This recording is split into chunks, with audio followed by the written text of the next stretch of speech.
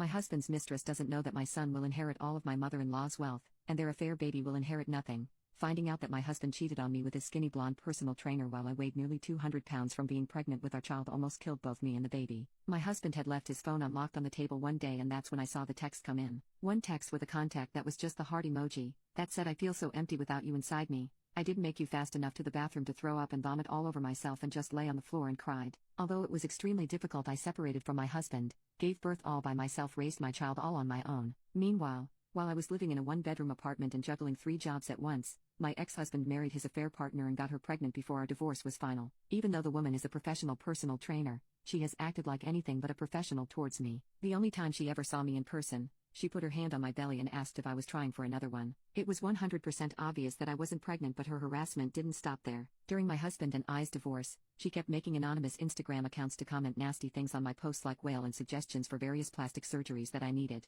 This led to me deleting 100% of my social media because I was sick of her having any access to me. The only positive aspect that came out of my divorce other than leaving a cheater was my ex-mother-in-law's overwhelming kindness. I had always been close to her and she was the first person I called when I found out about the cheating. I'll never forget how she supported me and cried with me on the phone and called her own son a bastard beach for what he had done. We have stayed in contact through divorce. My son loves his grandma and she has done so much to support me over the years, including buying me baby formula when I was struggling. She's an incredibly kind woman, and unfortunately this year she developed a very serious fast-acting cancer, and I have been visiting her every chance I get, far more than her own son. She took care of me when I was alone, and now I want to return the favor. About a month ago when I was visiting her, she waited until her caretaker had left the room and pulled me in to tell me a secret. She let me know that she had been updating her will, and she was so resentful of the type of man her son had grown up to be that she had chosen to leave 100% of her assets to my son instead. So not only will my ex-husband and his new wife get no inheritance, but neither will their child. I started to tear up and begged her to reconsider, asking her why she felt like my family deserved this instead of her own. She reminded me that I am her family and confided in me that her own father had left her family to go live with his second family when she was only 5 years old, and she had hated him for it. Now that her own son had grown up to be a cheating piece of poop just like his grandfather,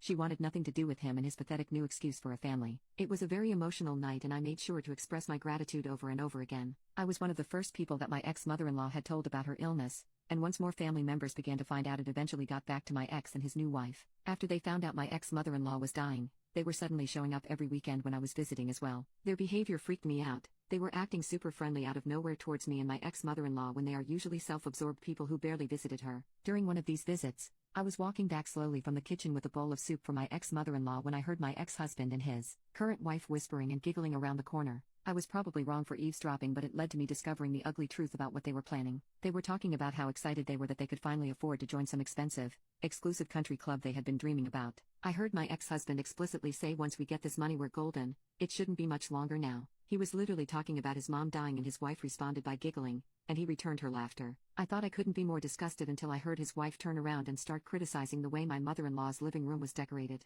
From the corner I was peeking out of, I saw her take down a photo that my ex-mother-in-law had put up of my son, turn back to her husband, and say, "There, doesn't that look so much bet? We'll have to replace it with photos of their son's name." I couldn't believe that my ex-husband was just standing there as his wife was insulting his own child. But then again, he's great at being divorceable. I'm going to miss my mother-in-law with all my heart when she passes, but I have to admit that seeing the realization on my husband and his wife's face when they learn they won't be getting a penny from my ex-mother-in-law will be priceless.